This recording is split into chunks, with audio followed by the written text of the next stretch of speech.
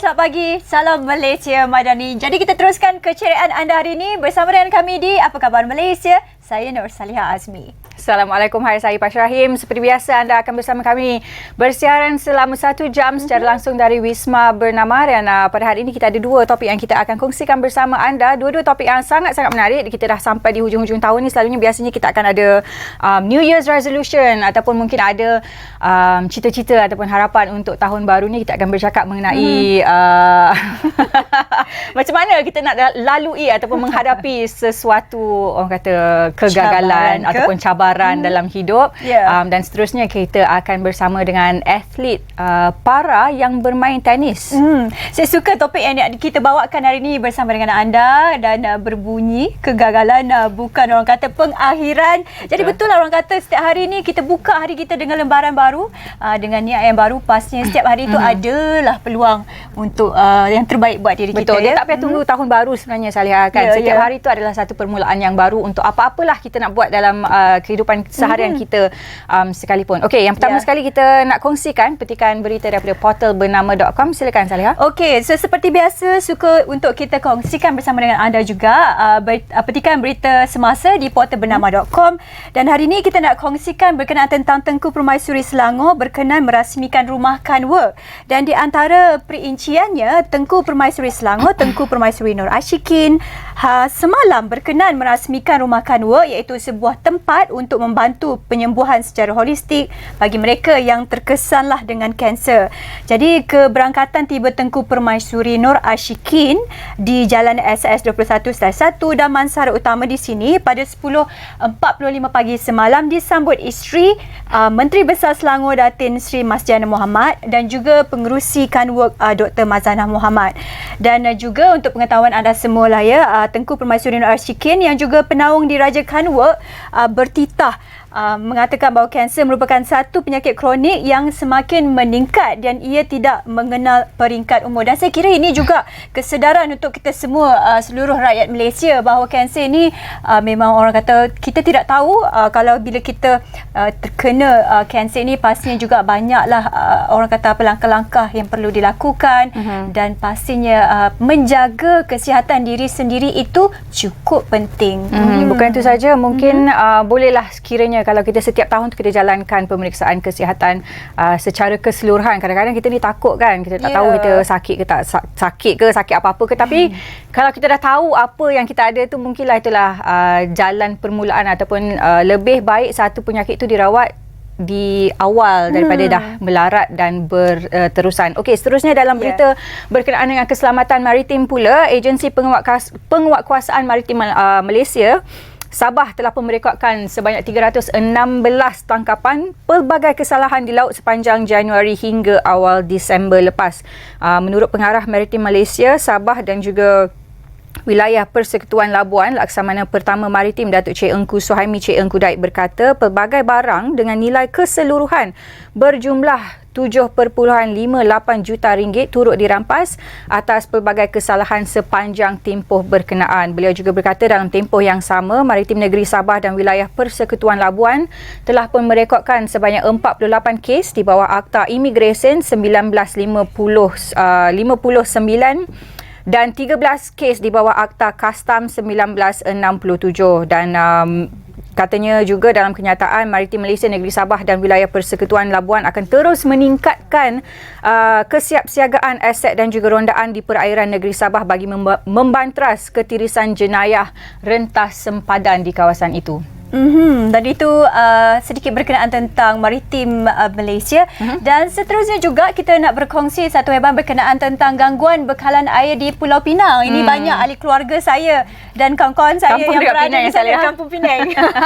Okey, di antara maklumatnya ialah gangguan bekalan air, Perbadanan Bekalan Air Pulau Pinang PBAPP merancang 4 peringkat pemulihan bagi menjamin 590,000 pengguna yang terjejas dengan gangguan bekalan air pada 10 hingga 14 Januari depan dengan mendapat semula bekalan dalam tempoh yang dijadualkan. Ketua Pegawai Eksekutif K. Patmanaden berkata bagi peringkat pertama pihaknya akan mencubalah untuk memastikan 33% atau 197 dan 25,000 pengguna di kawasan seberang perai tengah dan juga seberang perai utara termasuk pengguna bukan domestik utama di Butterworth akan memperoleh semula bekalan dalam tempoh 48 jam.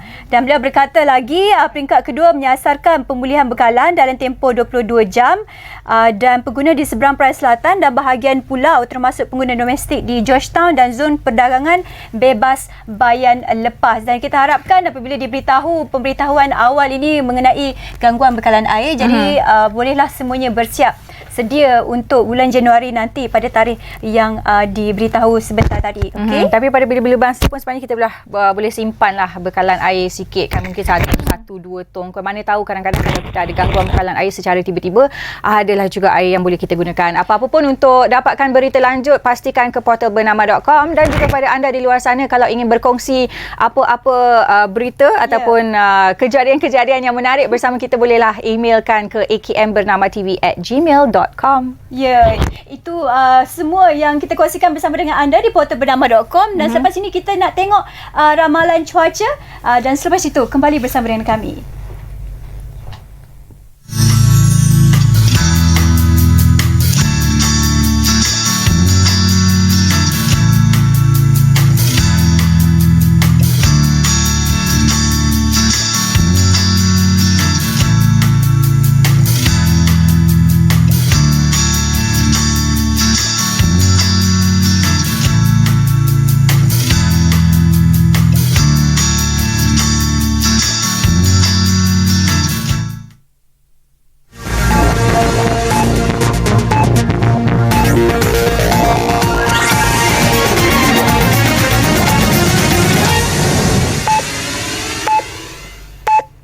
Assalamualaikum dan salam Malaysia Madani. Kerajaan beri jaminan pencen yang diterima pesara penjawat awam tidak akan berkurangan susulan keputusan Mahkamah Persekutuan 27 Jun lalu membatalkan pindahan Akta Pelarasan Pencen Pindaan 2013 PAA.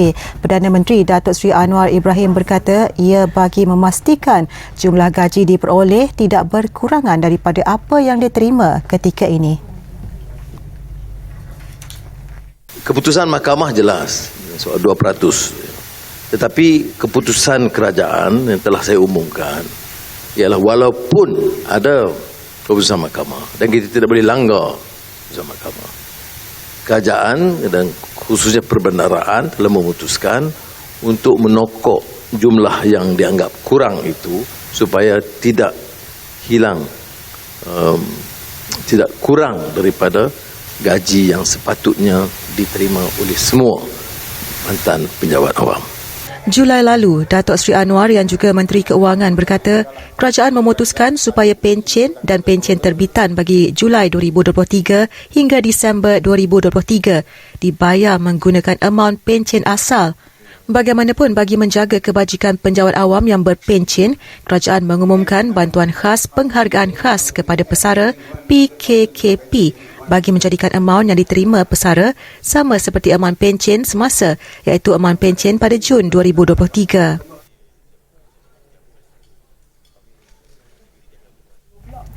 Sementara itu, berhubung kajian sistem saraan perkhidmatan awam SSPA, Perdana Menteri berkata kerajaan komited meneliti perkara itu secara mendalam.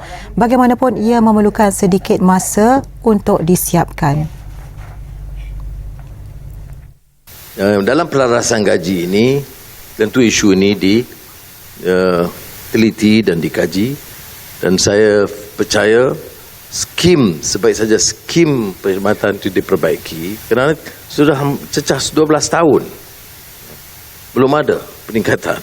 Ini bukan masalah saya nak menangi, memujuk penjawat awam, tapi kenyataannya sepatutnya review itu 10 tahun.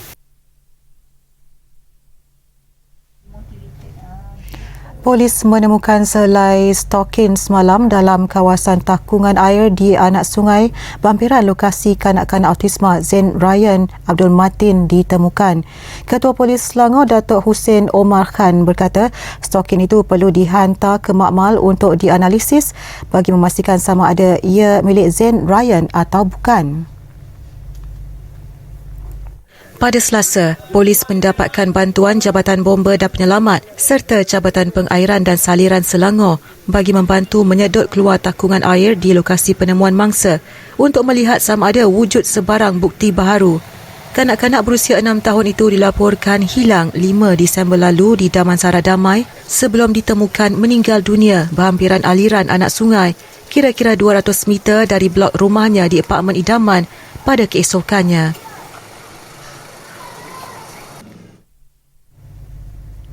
Saman 15 pelabur terhadap pengasas bersama dan pemegang saham terbesar My Airline, Dato' Alan Goh dan 4 lagi syarikatnya berhubung nilai penebusan bulanan dan pulangan pembiayaan bulanan yang tertunggak melebihi 8 juta ringgit akan ditentukan melalui perbicaraan penuh tahun depan. Keputusan Hakim Mahkamah Tinggi Adlin Abdul Majid menolak permohonan Goh dan 4 syarikatnya selaku defendant untuk membatalkan saman itu. Mahkamah kemudian mengarahkan mereka membayar kos RM8,000 kepada plaintiff dan menetapkan 9 hari perbicaraan kes bermula 14 Oktober tahun depan. Goh dan 4 syarikat itu memfailkan permohonan untuk membatalkan saman tersebut atas alasan tindakan undang-undang itu tidak sah dan penyalahgunaan proses mahkamah. Mereka juga mengemukakan kenyataan pembelaan terhadap tuntutan yang dibawa para pelabur berkenaan. Dalam kenyataan tuntutan mereka bertarikh 21 Julai tahun lalu, 15 plaintiff tersebut mendakwa syarikat itu gagal membuat pembayaran bulanan yang dipersetujui dari November 2021 hingga Jun 2022. Walaupun telah menghantar surat tuntutan melalui peguam mereka, plaintiff itu mendakwa Goh sebagai pengasas bersama dan pemegang saham majoriti My Airline Sendirian Berhad dan 4 defendant lain melanggar tanggungjawab fidusiari dan seharusnya dibuat bertanggungjawab secara peribadi atas kerugian yang dialami para pelabur. Sekian dari Bilik Berita dari Sungai hingga ke Segara, Palestin pasti merdeka. Assalamualaikum, salam Malaysia Madani.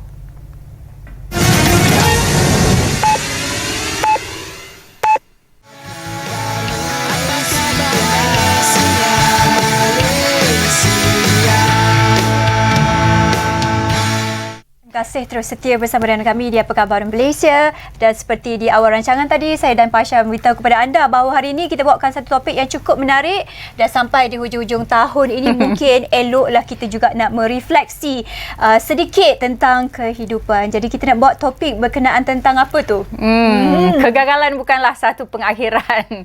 Itu topik kita untuk pagi ini. Bagi anda di luar sana yang mungkin di hujung-hujung tahun ni kadang-kadang ada terasa sedikit kemurungan ataupun mungkin rasa seperti apa yang ingin dicapai untuk tahun ini tak tercapai, jangan risau. Itu sebenarnya bukanlah satu petanda anda gagal, tapi mungkin perjalanan tu masih panjang lagi. Jadi untuk pagi ini kita akan bercakap mengenai inilah bagaimana kita nak menangani sesuatu kegagalan, tapi mungkin kita tak nak gunalah perkataan kegagalan tu lah kan.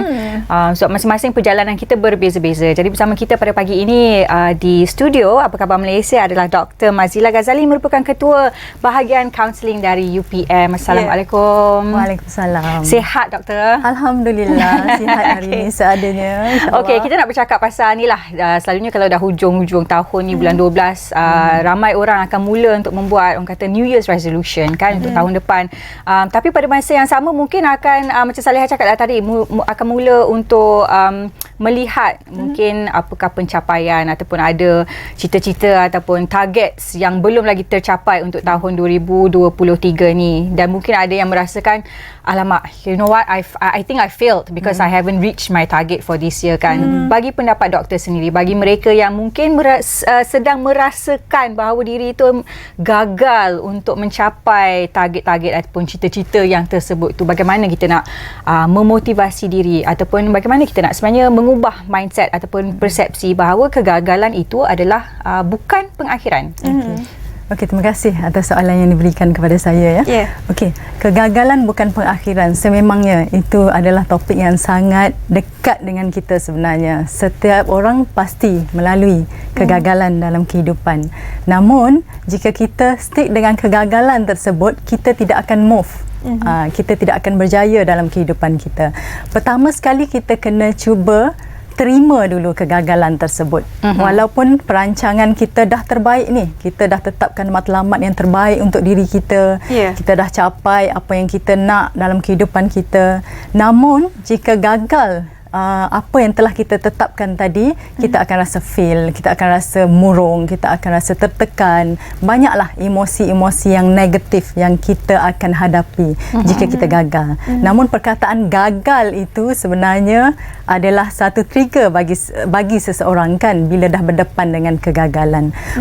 Perancangan yang baik sebenarnya harus ada pada setiap individu. Di awal tahun 2023 contohnya, kita dah merancang apa yang kita nak capai sepanjang tahun tersebut. Namun jika kita gagal juga, kita kena terima kegagalan tersebut dan yakin bahawa setiap kegagalan yang kita hadapi itu adalah pemula untuk kita berjaya sebenarnya. Dan jangan anggap kegagalan itu sebagai pengakhiran untuk kita. Baru-baru ini kan kita dah ramai convocation di setiap universiti kan, dah meraihkan kejayaan masing-masing. Namun ada tak kita terfikir mereka yang gagal meraihkan kejayaan tersebut, yang dah berjaya memang happy lah, convocation dapat convo dengan baik setelah 4 tahun pengajian kan. Tapi yang gagal ini, bagaimana kita nak memotivasikan mereka untuk terus bangkit. Persoalan gagal ini dengan kita bangkitkan diri kita untuk terus bersemangat, untuk kita terus yakin dan positif mindset kita untuk kita berjaya dalam kehidupan kita. Okey doktor, kalau kita menyebut dari konteks mungkin peribadi ataupun kita bercakap tentang pekerjaan ataupun mungkinlah kehidupan harian kita juga ya, benda-benda yang tak dapat dicapai pada 2023, setengah orang menerimanya, menganggap bahawa benda itu adalah satu kegagalan. Jadi sebenarnya bagaimana kita nak melatih emosi, minda kita yang pastinya seseorang itu nak menerima kegagalan semua itu dengan hati yang terbuka. Saya kira bukan perkara yang mudah juga doktor ya. Betul, bukan perkara yang mudah. Sememangnya kita kena bagi diri kita terima dahulu kegagalan tersebut. Bila kita terima, sebab setiap orang pasti berdepan dengan kegagalan kan.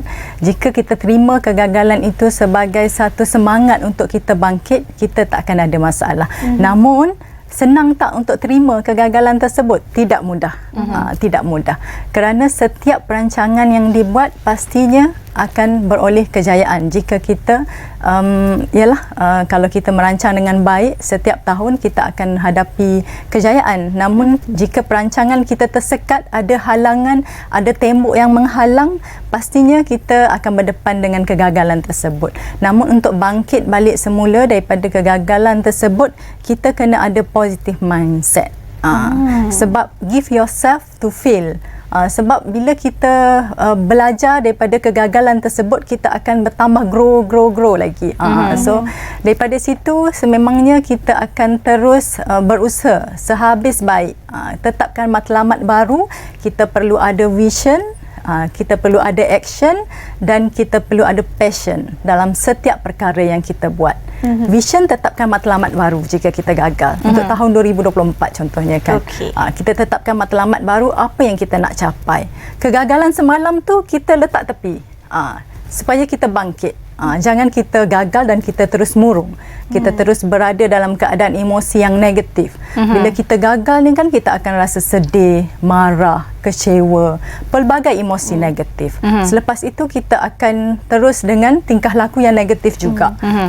Sememangnya kalau kita gagal, biasanya kita akan hadapi kesedihan yang berpanjangan contohnya kan, dan ada individu yang biasanya akan murung, akan bimbang, anxiety yang berlebihan bila gagal, dan tidak menganggap gagal itu sebagai satu motivasi untuk mereka. Okey doktor, dia sebenarnya kan bila kita menghadapi sesuatu kegagalan tu, orang kata kegagalan tu bukanlah pengakhiran segala-galanya kan. Gagal sekali bukanlah gagal selama-lamanya. Tapi bagaimana cara seseorang itu untuk menghadapi kegagalan tu adalah juga kadang-kadang bergantung juga kepada personality seseorang tu sendiri. Ada setengah orang mungkin boleh ambil kegagalan tu dan gunakan sebagai motivasi diri untuk lebih ke depan lagi, untuk berusaha lebih keras lagi. Ada setengah orang macam doktor katakan menghadapi kegagalan itu dengan emosi-emosi yang negatif yang akan berpanjangan. Jadi untuk mungkin ada penonton kita luar sana yang merasakan kegagalan itu adalah sesuatu yang sangat berat untuk dihadapi. Ada tak bagaimana tips ataupun cara-cara untuk kita melepasi perasaan ataupun emosi negatif tu? Okey. personality manusia pelbagai kan. Pelbagai personality manusia ni. Ada yang boleh menerima kegagalan itu sebagai satu motivasi untuk dia. Ada yang tidak juga kan. Jadi bila kita nak teruskan dengan keadaan yang baik ini, kita perlu terima sebagai hikmah untuk diri kita. Hikmah yang terbaik untuk kita. Setiap kegagalan pasti ada hikmah. Allah janjikan yang terbaik untuk setiap mereka yang berusaha. Jadi kenapa kita nak terus berada dalam keadaan personality kita yang tidak dapat menunjukkan kita ni bagus, kita ni hebat ke kan?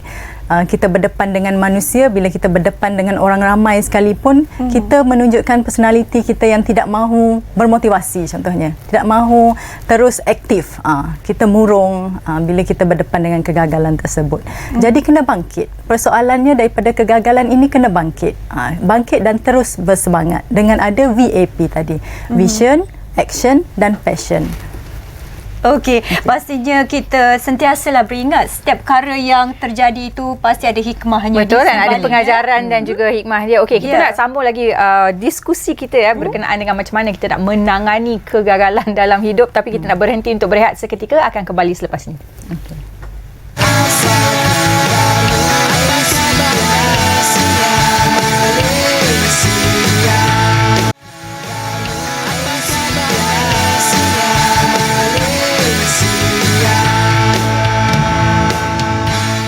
Terima kasih masih lagi bersama kami bercakap mengenai kegagalan, ataupun sebenarnya kita nak belajarlah macam mana kita nak menangani sesuatu kegagalan tu untuk kita terus ke depan dan maju dalam kehidupan kita seharian. Dan kita tetap kali cakap gagal sekali bukan bermakna gagal selamanya. Jadi kita nak terus lagi bersama dengan Dr. Mazila bertanyakan berkenaan tentang mungkin apalah sendiri pengalaman peribadi doktor dalam mungkin ada satu kes atau dua kes yang doktor sendiri hadapi di UPM berkaitan dengan pelajar ataupun mungkin kes doktor boleh kongsikan sikit macam mana doktor Nila boleh memotivasikan sama ada pelajar ataupun siapa-siapalah yang mungkin ada menghadapi masalah kemurungan, gagal lah doktor, saya tak nak teruskan hidup ni lagi macam tu. Betul, saya ada beberapa kes lah yang boleh dikongsi di sini ya. Namun saya tidak menyebut namanya. Itu adalah private kan, etika kerahsiaan, di mana pelbagai kes ni certain tempat ada dekat universiti, ada juga di luar jugalah. Pengalaman saya bersama dengan komuniti pun ada jugalah ya. Kes berkaitan dengan kemurungan yang dihadapi oleh klien saya, di mana keinginan untuk membunuh diri itu sangat tinggi. Keinginan untuk membunuh diri sangat tinggi dalam kalangan klien saya itulah. Ada beberapa klien. Kerana apa nak membunuh diri? Kerana tidak ada lagi tujuan ataupun makna dalam kehidupan. Tak merasakan hidup ini bermakna untuk mereka dan hopeless. Rasa diri tidak berguna, rasa diri dah tidak ada jalan yang terbaik untuk dia. So end life adalah matlamat dia. So macam mana kita nak bangkitkan klien ini? Perkara pertama adalah kita kena pastikan bahawa kita keluarkan klien ini daripada memikirkan tentang kebuntuan tersebut. Kadang-kadang mereka tidak sedar, mereka juga berguna untuk orang lain, berguna untuk diri sendiri contohnya kan. Tapi jika tidak ada orang yang membantu mereka untuk bangkit balik, itulah tendensi mereka untuk membunuh diri itu adalah sangat tinggi. Dan bila klien datang kepada kaunselor, inilah tugas dan tanggungjawab saya sebagai kaunselor ya, untuk membantu klien keluar daripada masalah tersebut, sama-sama mencari jalan bagi menyelesaikan perkara ataupun isu yang berlaku. Kadang-kadang bila berdepan dengan isu, ada masalah-masalah yang dihadapi semasa mereka kecil lagi. Mereka berumur 9 ke berapa tahun sampai ke nak menjelang ke remaja dan dewasa tu kan, mereka kumpul masalah-masalah ini menjadi satu beban emosi kepada mereka. And then tiba satu masa meletup. So that's why memikirkan untuk membunuh diri itu adalah tujuan atau matlamat akhir kepada mereka, kerana tidak ada kesedaran bahawa mereka juga berguna untuk diri sendiri dan orang lain. Kalau mereka membunuh diri contohnya, memberi kesan kepada orang lain juga, bukan kepada diri dia saja, tapi orang sekitar lain, keluarga yang lain contohnya, rakan-rakan yang lain, mesti terkesan. So nak keluarkan daripada pemikiran untuk membunuh diri itu adalah satu kerumitan sebenarnya, tapi dengan cara ataupun kaedah ataupun ada teknik-teknik yang kita gunakan sebagai seorang kaunselor kan, kita dapatlah membantu klien, dan saya dapat berjaya lah membantu klien tersebut daripada keluar daripada permasalahan tersebut. Tapi doktor, selalunya kan kalau kita berhadapan dengan seseorang yang mungkinlah ada tendensi untuk mengakhirkan their life kan. Selalunya mereka ni adalah yang menghidap, orang kata they've got a mental health issues. Jadi bagaimana untuk seseorang yang, yalah, kalau kita dah sedar diri kita ada masalah ataupun menghadapi kemurungan dan sebagainya, kita ada self awareness, kita ada kesedaran, kita sendiri yang akan pergi berjumpa untuk mendapatkan bantuan daripada kaunselor ataupun psikiatris dan sebagainya. Dan mungkin ramai juga orang kata tak ada sokongan ahli keluarga ataupun kawan-kawan di sekeliling. Tapi ada juga kes-kes di mana ramai je orang di sekeliling, tetapi orang tu masih lagi berasa keseorangan, masih lagi dalam hati tu rasa kemurungan. So dalam situasi-situasi yang macam tu, macam mana kita nak bantu? Mungkin kita ada kenalan yang rapat ataupun ahli keluarga yang rapat. Macam mana kita nak bantu mereka untuk mendapatkan bantuan supaya tidak terjerumus atau masuk ke dalam zon depression sampai ingin merasa untuk membunuh diri dan sebagainya. Salah satu yang kita boleh bantu klien adalah dari segi menstrukturkan semula kognitif dia. Pemikiran dia sekarang itu adalah pemikiran untuk end dia punya life kan. So kita kena strukturkan balik kognitif dia dengan cara kita bantu dari segi menyatakan bahawa bunuh diri itu bukan perkara yang sepatutnya difikirkan sebenarnya, sebab masih ada sokongan daripada kawan-kawan, daripada family terutamanya kan. Kadang mereka pun tidak berkongsi dengan pakar-pakar, tidak berkongsi dengan pakar untuk membantu mereka. Macam di bahagian kaunseling contohnya, kalau pelajar yang berhadapan dengan masalah, mereka boleh datang berjumpa dengan kami lah di bahagian kaunseling. Tak kira lah di universiti mana sekalipun ada kaunselor, kan ada majlis kaunseling dan kerjaya universiti awam yang boleh membantu, kaunselor-kaunselor boleh membantu mereka untuk mengatasi masalah yang mereka hadapi. Jika terus dengan keadaan emosi yang negatif, tendensi untuk melakukan perkara-perkara yang tidak baik dan tidak berguna pada diri itu adalah sangat tinggi. Dan kaunselor ini adalah menerima klien yang mempunyai mental yang sihat sebenarnya. Mental yang okey. Jika kita pun tidak dapat membantu klien sampai setakat itu sahaja kita dapat bantu, contohnya kita pun perlukan rujuk klien tersebut kepada psikiatris. So kalau dekat UPM memang adalah SAS hospital yang memang kita rujuk klien ke hospital berkenaan untuk berjumpa dengan psikiatris. Okey, doktor bercakap tentang perkara emosi ni juga ya. Kadang-kadang kita tahu banyak kita ni menyimpan sesuatu di dalam hati. Semuanya kita bukukan dalam hati dan perasaan sendiri sorang-sorang kadang-kadang ya. Jadi dalam situasi sebegini, betapa pentingnya doktor mungkin beri komen bagaimana pentingnya untuk kita mengeluarkan isi hati kita, berbicara dengan rakan-rakan dan keluarga, ataupun mungkin pergi kepada psikiatris dan kaunseling contohnya. Jadi apa komen doktor tentang perkara ini? Okey, tentang perkara ini, pada saya penting untuk you meluahkan masalah ataupun emosi yang negatif ini kepada orang lain. Orang yang you percaya. Jangan pergi pada orang yang you tak percaya. Pergi kepada orang yang you percaya dan boleh menganggap dia sebagai kawan baik untuk kita cerita apa saja masalah contohnya. Kalau nak selamat, pergilah jumpa pakar, contohnya kaunselor kan. Kalau nak selamat, pergi. Sebabnya kalau jumpa kaunselor, dia tertakluk kepada etika kerahsiaan, di mana apa sahaja yang dikongsi bersama dengan kaunselor akan dirahsiakan. Melainkan kawan-kawan kadang-kadang tak ada etika kerahsiaan. Itu masalah dia juga kadang-kadang. Itu masalahnya. Bila bercerita kepada kawan, tendensi untuk kawan tu bercerita kepada orang lain sangat tinggi. Contohnya kan, tapi kalau betul-betul orang dia percaya, tak ada masalah lah. Tapi seeloknya, sebaiknya saya sendiri nasihatkan, jumpalah pakar, jumpalah kaunselor. Sebab kita memang ada kaunselor di seluruh Malaysia pun ada kan.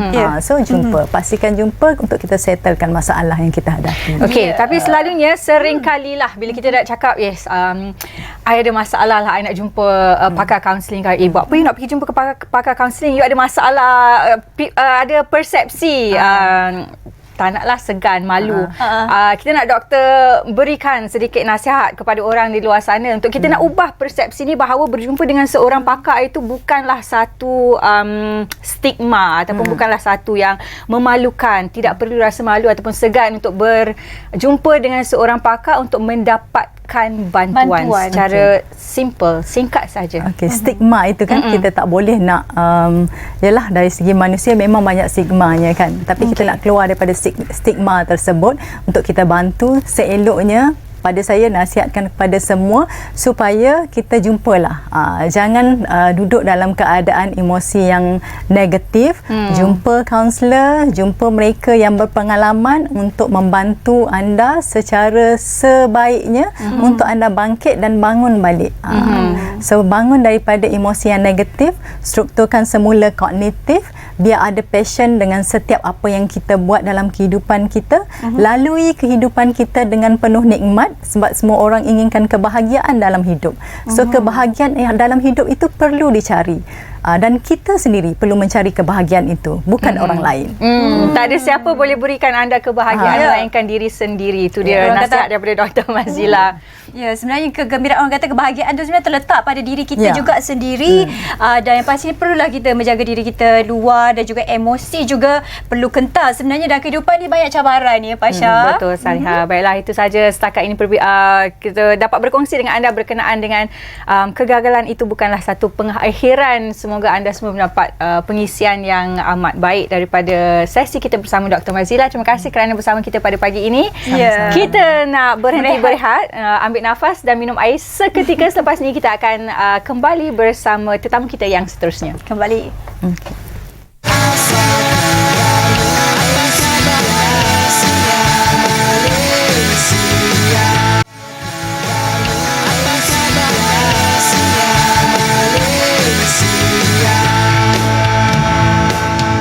Terima kasih terus setia bersama dengan kami di Apa Khabar Malaysia. Okey, untuk hari ini saya nak cakap satu perkara lah ya. Setiap daripada kita ini pastinya ada kemahiran dan juga bakat yang dikurniakan kepada kita semua ya. Betul. Apa bakat Saliha? Bakat saya menyanyi sikit-sikit. Wow. Saya tak pernah menyanyi. Mungkin bakat saya tempat lain. Kena cari apa bakat saya sebenarnya. Nanti kita boleh tengok apa bakat Pasha ya lepas ni. Okey, untuk slot kali ini kami bawakan tetamu istimewa bersama dengan anda, iaitu berkenaan tentang OKU dan juga sukan tenis.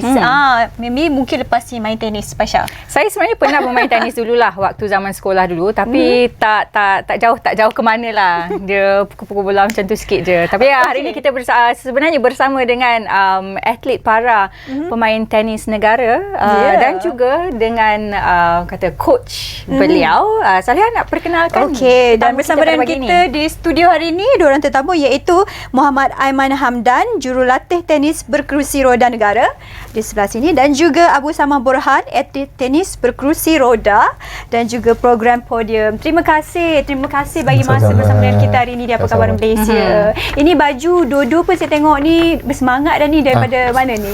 Ni baju ni kira our attire untuk Asian Games lah. Okey. The last Asian Games yang kita pergi. Okey. So dia memang bagi one set lah macam ni. Uniform official lah. Yes, Setiap tournament akan ada baju lain berlainan ke ataupun memang akan pakai baju ni? Dia depends on MSN lah. Dia akan bagi baju macam mana, but this is the design for the latest design lah. Okay.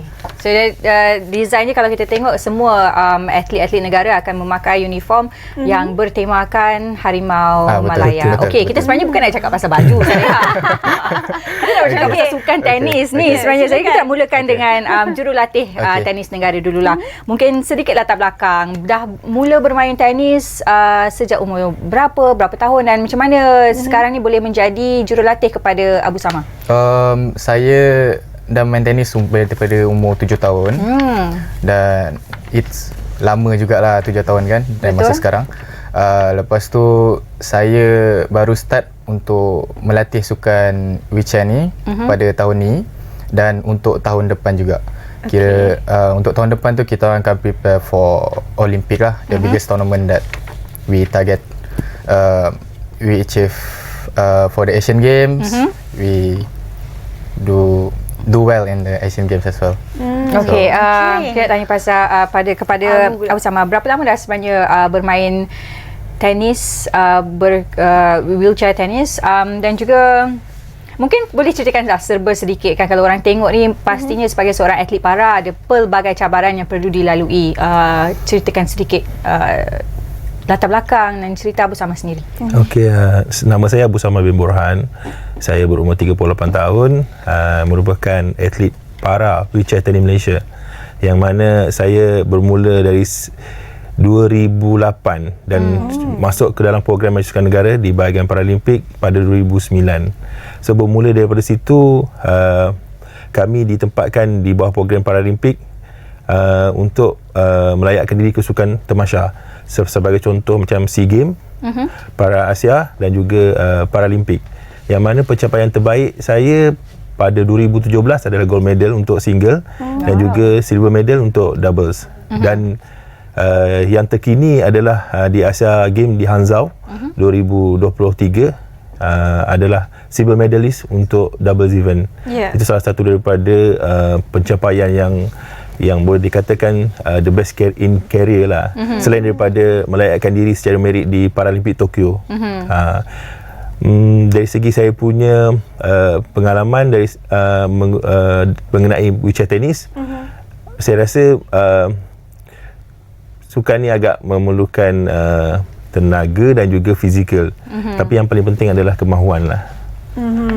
Okey, untuk Aiman sendiri pula bagaimana, kenapa orang kata apa memilih untuk menjadi seorang jurulatih, dan apa sebenarnya inspirasi dan motivasi anda ni nak orang kata berlatih sekumpulan yang bukan mudah juga sebenarnya? Betul. Saya start nak melatih diorang ni sebabkan sebelum ni kita berkawan macam biasa, dan saya selalu ikut diorang pergi training, selalu main dengan diorang pada dulu lah.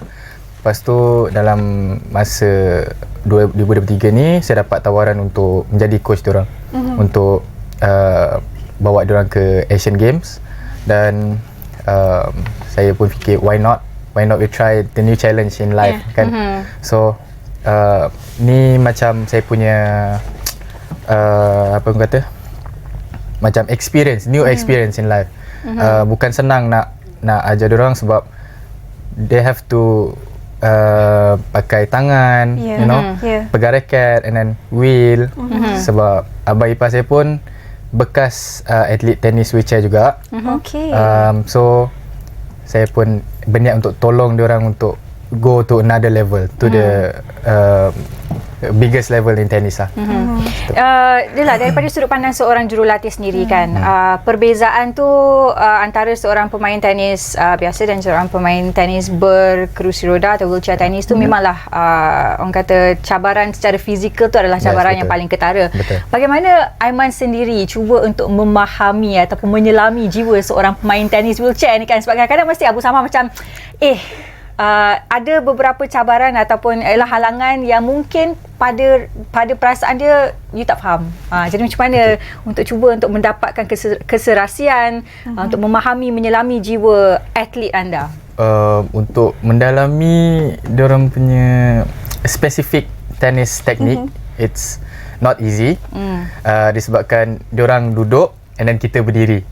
So we really have to analyse apa yang diorang perlukan, apa yang diorang lacking of. So contohlah kalau buat satu teknik lah, contoh serve.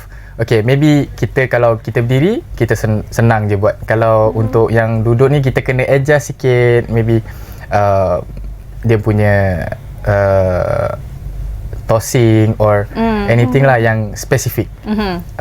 Dia tak sama dengan untuk yang berdiri. Kalau berdiri memang easy, dia boleh bergerak macam biasa. Kalau untuk diorang, they have to wheel, they have to hold the racket as well.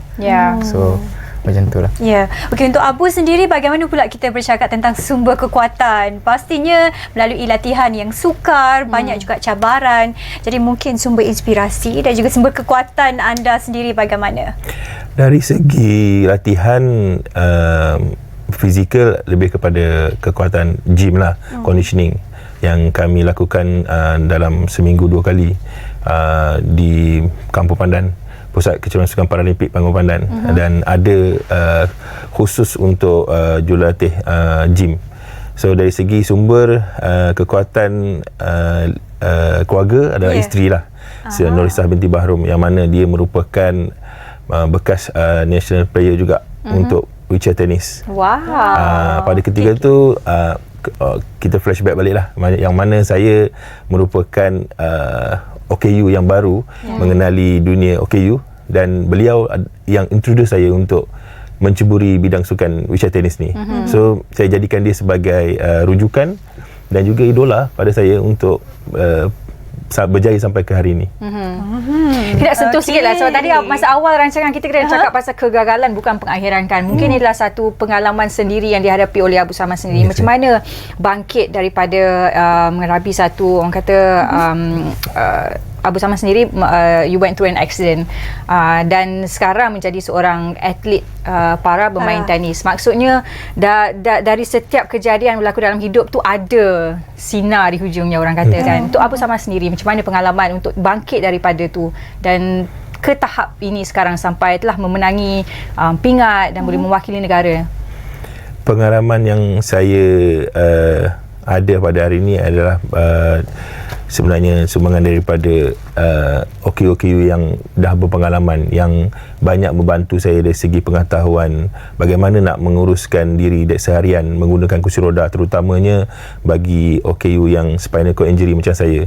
Agak sukar dari segi kehidupan yang pada asalnya boleh berdikari, boleh menguruskan diri secara individu, yang mana tiba-tiba berlaku kemalangan dan terpaksa bergantung pada kursi roda dan juga ahli keluarga. So saya gunakan kesempatan yang ada pada bidang sukan ni untuk saya keluar daripada kepompong keselesaan, yang mana isteri saya yang sekarang ini memberi saya ruang untuk dan peluang untuk saya mencuba bidang sukan tenis. Sebab yang sebelum ni saya tak pernah tahu pun pasal wheelchair tenis. Cuma saya tahu tenis, tapi dari segi knowledge tentang tenis ataupun wheelchair tenis ni saya zero. So bermula dengan zero dan sampai sekarang adalah satu pada saya pencapaian besar dalam hidup saya. Betul. Dan yang paling penting adalah persefahaman di antara satu sama lain, yang mana isteri saya lah banyak berkorban dari segi tenaga dan juga masa. Kadang-kadang kami menyertai kejohanan di luar negara hampir sebulan baru balik. So yang paling penting adalah orang cakap persefahaman di antara satu sama lain, sebab dia merupakan atlet nasional juga pada satu ketika dahulu. So dia dah melalui pengalaman ni, so sedikit sebanyak membantu untuk kami menguruskan ahli keluarga kami sendiri.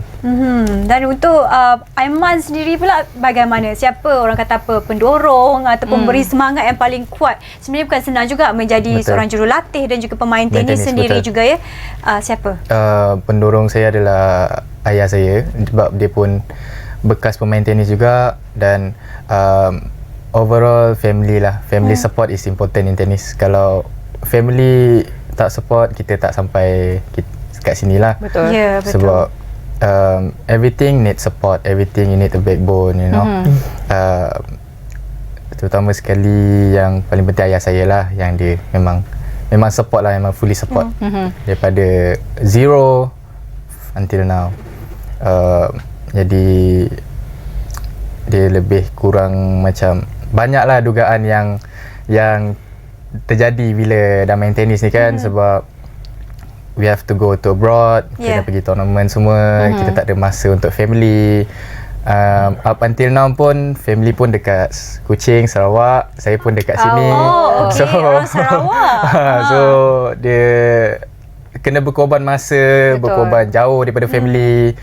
Tapi itulah dugaan dia, pengorbanan dia, betul. Betul. Jadi kalau kita lihat sebenarnya dalam mana-mana atlet lah, siapa pun sekalipun, memang keluarga merupakan satu inspirasi ataupun sokongan yang paling kuat lah untuk mendorong kerjaya mereka dalam apa jua bidang sukan sekalipun. Kita nak bercakap mengenai perancangan akan datang. Difahamkan sedang berusaha untuk ke Paralimpik Paris 2024. Mungkin boleh ceritakan sedikit perkembangan? Okay. Untuk perkembangan sekarang, pada tahun 2024 kita akan more on tournaments lah. Kita akan pergi ke Sri Lanka pada bulan 2 dan kita akan ke Thailand pada bulan 3 dan Japan Open bulan 4. Wow. Dan bulan 5 kita ada Italy. Lepas tu between the gap bulan 2 sampai bulan 5 tu of course player has to perform to collect more rankings. So diorang boleh qualified to Olympics. By the time bulan 5 kita dah boleh tahu dah player akan qualified ataupun tidak, sebab cut off untuk Olimpik pada bulan 6. Baik. Dan bulan 7 dan selebihnya kita akan base di Paris lah untuk training sama season. Ada perlukan asisten ke saya boleh jadi dalam masa apa perlu jadi dalam masa beberapa bulan akan datang memang sibuk dengan training lah. Untuk Abu Samad sendiri, sebab Aiman pun sebenarnya baru-baru lagi kan menjadi jurulatih anda. Macam mana setakat ini keserasian dan juga harapan Abu Samad terhadap Aiman sebagai jurulatih untuk mencapai target ke Paralimpik 2024? Sebab saya dah melalui Tamasya Sukan Paralimpik ni dah 2 kali. Kali pertama pada 2016 di Rio, Brazil, dan kali kedua di Tokyo. So saya mengharapkan sesuatu yang baru ataupun yang lebih baik daripada sebelum ni lah. Yang mana sebelum ni saya layak secara berapa tight di Brazil dan juga layak secara merit di Tokyo. Dan saya mengharapkan kali ni layak secara merit untuk 2 kota lah, macam saya dengan partner saya yang menang di Asia Games Hangzhou. So harapan tinggi untuk Aiman. So macam dari segi persefahaman dan juga komunikasi tu, kami tak terlalu kekok sebenarnya, sebab saya mengenali beliau daripada junior lagi, yang mana saya merupakan pada ketika itu adalah senior player di wheelchair tennis. Dan saya tak langsung mudah untuk berkomunikasi dengan beliau. Sekiranya sesuatu perkara itu yang dia apply dan tapi kami tidak dapat melakukannya, kita mudah untuk berkomunikasi secara two way. Itulah penting sebenarnya adalah perhubungan yang baik antara jurulatih dan juga atlet. Baik, kita ucapkan terima kasih kepada Aiman dan juga Abu Samad, dan semoga maju jaya dan semoga mencapai target untuk ke Paralimpik 2024. Orang kata apa, permainan sukan di luar negara juga adalah satu cabaran juga. Jadi kita nak ucapkan selamat maju jaya kepada kedua-duanya, dan kami dah sampai ke penghujung rancangan untuk Apa Khabar Malaysia. Saya ucapkan terima kasih kerana kesetiaan anda bersama kami berdua di Apa Khabar Malaysia. Saya Nur Saliha Azmi. Jaga diri, jaga kesihatan semua. Saya Pasha Rahim. InsyaAllah kita akan berjumpa di lain hari. Assalamualaikum. Bye. Bye. Terus bangkit, yakin berdiri.